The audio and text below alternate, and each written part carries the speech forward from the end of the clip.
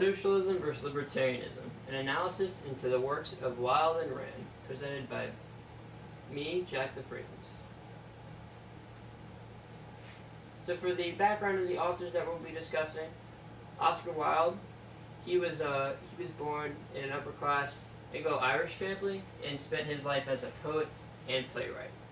He was in fact persecuted for his homosexuality, which explains why he had such an anti-authoritarian view of the government, and he was pro-collectivist.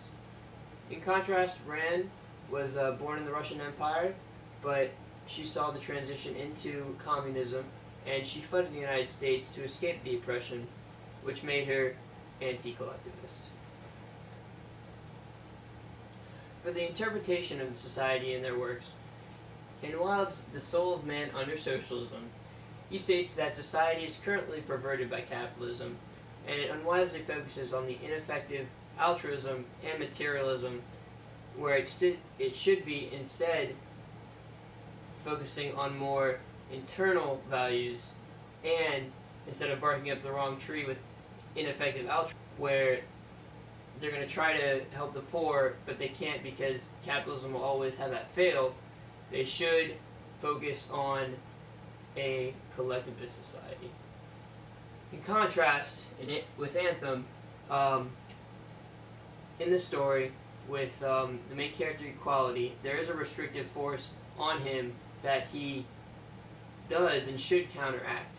This is, of course, the nightmarish and dystopian society which he lives in, which is a dark age, and instead, the environment should provide resources which can be basically harvested for one's benefit. This can be electricity, as with Equality discovered, or sexual desires with his relationship with the Golden One. For the interpretation of the power of the state and the soul of man, Wilde concludes that there should not be an authoritarian government, since all government does have its flaws. Men are not angels, and there should be zero interference by a higher body besides stimulating mechanized manual labor. This, of course, he doesn't really explain how, but he thinks that instead of men doing the dirty work, this should all be done, it should be all automated. Kind of a strange way to put it, but he thinks that men should just focus on art. In contrast, in Anthem, Rand does agree that there shouldn't be an authoritarian government, but it should not. It should be because the government should never stimulate unconsented cooperation. And in addition, it should not hold back one's inner potential in the name of equality or assisting others. For instance, Equality is held down to his peers even though he's stronger and smarter, just because in the name of we. However, that is not how Rand believes it should be done. For the interpretation of the freedom of the individual, Wilde sees that freedom is empowered by unrestricted personal artistry, so making art.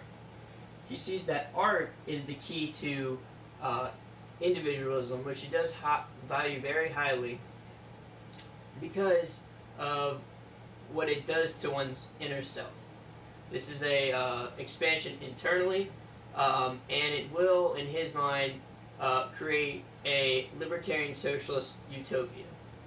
In contrast with an Anthem, Rand thinks that unbounded freedom, as opposed to just internal freedom with developing your mind as opposed to developing materialism, is the source of pure happiness. This unbounded freedom entails that your ego and pride should fuel everything. Ego is, in fact, the most important word in the book. It is the last word in her book, and she abides by egoism very strongly. And she believes through ego and pride one can reach innovation and self-empowerment.